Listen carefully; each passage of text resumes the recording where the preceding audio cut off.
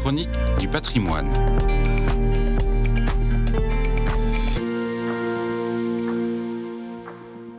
Au sud du 5e arrondissement de Paris, l'église Saint-Médard, de style gothique flamboyant, est ornée de nombreuses œuvres d'art. Plus d'une centaine sont classées monuments historiques. Parmi elles, il y a un chemin de croix complètement méconnu, découvert lors de son inventaire par une doctorante à l'école du Louvre. Les 14 stations de ce chemin de croix sont peintes sur bois. On ignore tout des circonstances de sa commande, en 1935, auprès de 3 artistes femmes, membres du mouvement du renouveau d'art sacré. Il s'agit de Marthe Flandrin, sa belle-sœur, Simone Latron-Flandrin, prix de Rome de gravure 1930, et une de leurs amies, Simone Lorimy de la Rosière.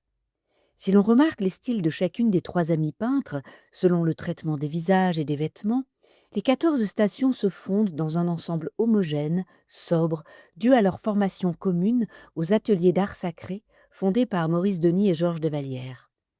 Hormis le chemin de croix de l'église du Saint-Esprit, à Paris dans le 12e arrondissement, église bâtie par les chantiers du Cardinal, il n'existe pas d'œuvre similaire à Paris pour cette époque. Revenons-en à notre chemin de croix que le temps a fini par ternir, et lors de sa découverte, il était encrassé, craquelé, oxydé, abîmé.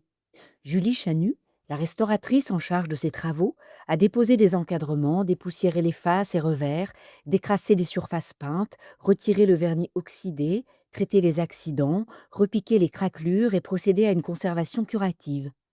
Les 14 stations viennent d'être raccrochées par la restauratrice pour la plus grande joie du curé et des paroissiens de l'église Saint-Médard.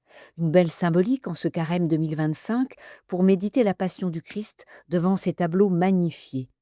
Grâce au Grand Prix pèlerin du patrimoine pour la restauration d'œuvres d'art, financé par les chantiers du Cardinal, cette œuvre unique a retrouvé toute sa splendeur.